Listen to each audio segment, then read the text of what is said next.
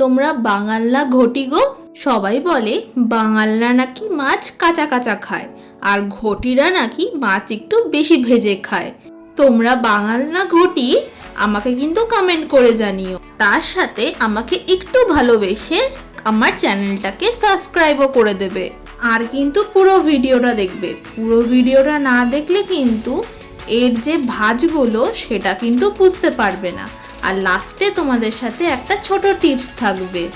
দেখো, বাঙাল হোক কি ঘটি হোক, রান্না কিন্তু দুজনেই ভালো করে। হ্যাঁ, এটা মানতে হবে যে বাঙাল আর ঘটিদের রান্নার টেস্ট একটু আলাদা হয়ে থাকে, কিন্তু রান্না কিন্তু দুজনেই ভালো করে। আর হায় হায়, আমি এটা কি করে ভুলে গেলাম, বাঙালদের সব থেকে ফেভারিট মাছ, যেটা কিনা আদেও মাছ না, সেটা হচ্ছে শুটকি মাছ। আর একবার যদি শুটকি মাছ রান্না হওয়া শুরু করে তাহলে তো মোটামুটি পুরো পাড়া রটে যায় যে এদের বাড়িতে শুটকি মাছের রান্না হচ্ছে।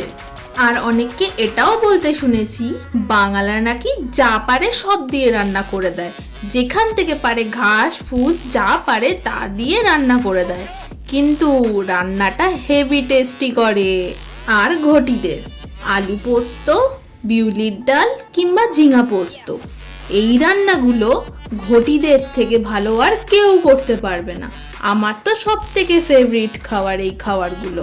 দেখো, তোমরা বাঙাল হও কি ঘটি হও তাতে কিছু যায় আসে না, শুধু যায় আসে হচ্ছে পেট ভরে ভুড়ি ভোজ।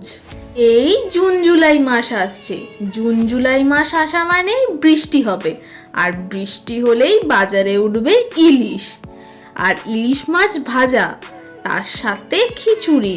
উফ, মনটা যেন ভরেই যায়। এ বাঙাল কিংবা ঘটি তাতে কিছু যায় আসে না, শুধু হবে খেয়ে মনের খুশি। দেখো, এই মাছটা বানানো তো শেষ হয়ে যাবে, কিন্তু তোমাদের আমার প্রতি ভালোবাসা যেন কোনোদিনও শেষ না হয়।